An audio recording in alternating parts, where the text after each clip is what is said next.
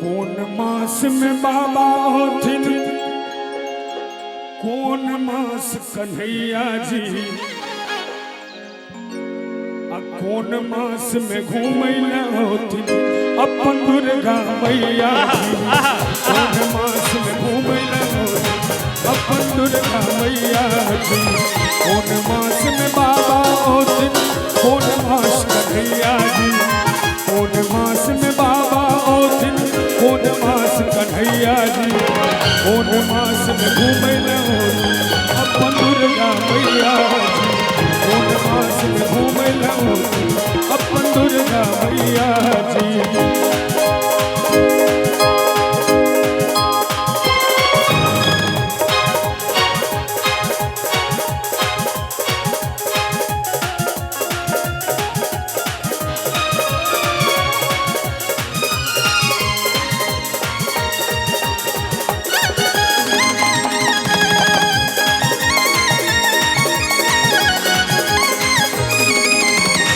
सावन मास में बाबा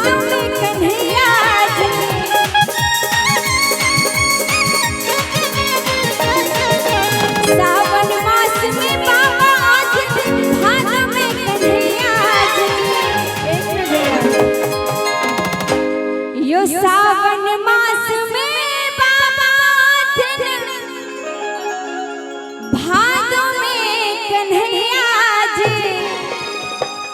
आसिन मास में घूमैला होथिन अपन दुर्गा मैया जी। आसिन मास में घूमैला होथिन अपन दुर्गा मैया जी। और छे कथी चढ़थिन भोला बाबा, कथी चढ़थिन कन्हैया जी। कथी भोला अयो कथी चढ़थिन भोला बाबा, कथी चढ़थिन कन्हैया जी। अक्की सवारी होथिन अपन दुर्गा मैया जी। की सवारी अपन दुर्गा मैया जी।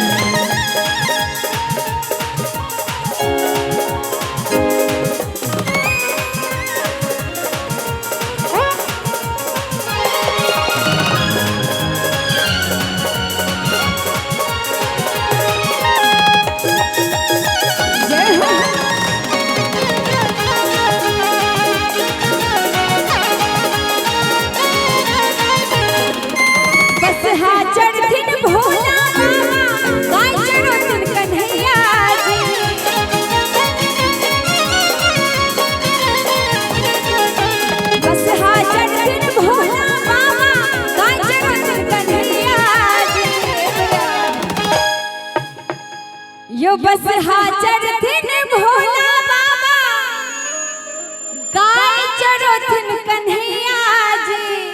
कने एक बेर थोपड़ी नहीं बजा देबे हम सब। एक बेर जोरदार थोपड़ी पाछुओ से। सिंह सवारी काकाथिन अपन दुर्गा मैया जी। सिंह सवारी काकाथिन अपन दुर्गा मैया जी।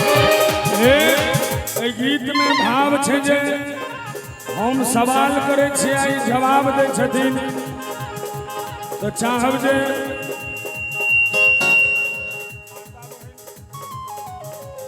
माता बहन सबके जनसंख्या किछ बेसी बुझाई छे तो हमर भाइयों सब बड़, लेकिन पता नहीं सब ताली नहीं बजबे छथिन।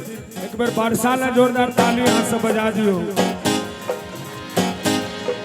कथी लख बाबा होथिन, की लख कन्हैया जी।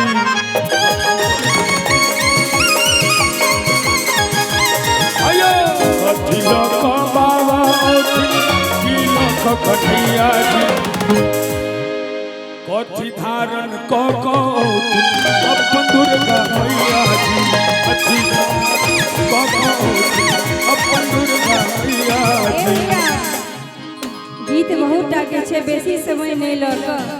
ई प्रश्न के इनकर उत्तर छे। डमरू लाका बाबा आसिन मुड़ी लाका कन्हैया जी।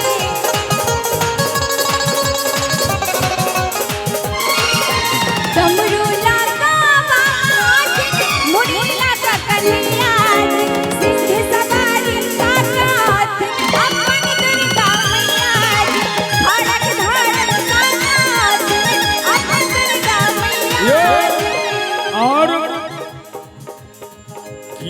देथिन भोला बाबा की देथिन कन्हैया जी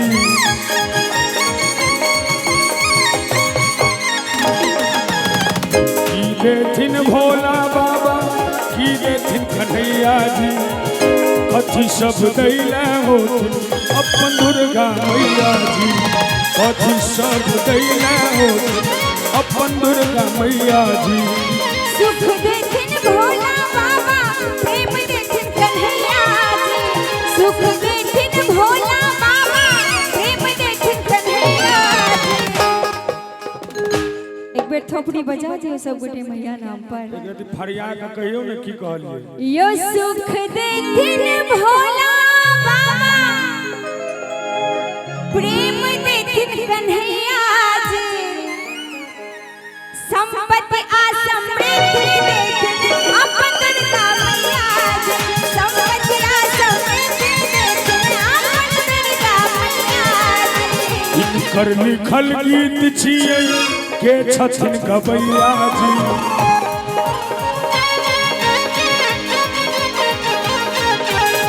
इनकर लिखल गीत छियै योगिन कर लिखल गीत छियै के छथिन गबैया जी ककर बेड़ा पार करथिन अपन दुर्गा मैया जी ककर बेड़ा पार करथिन अपन दुर्गा मैया लिखल सच्चिदानंद जी और सत्य गबैया जी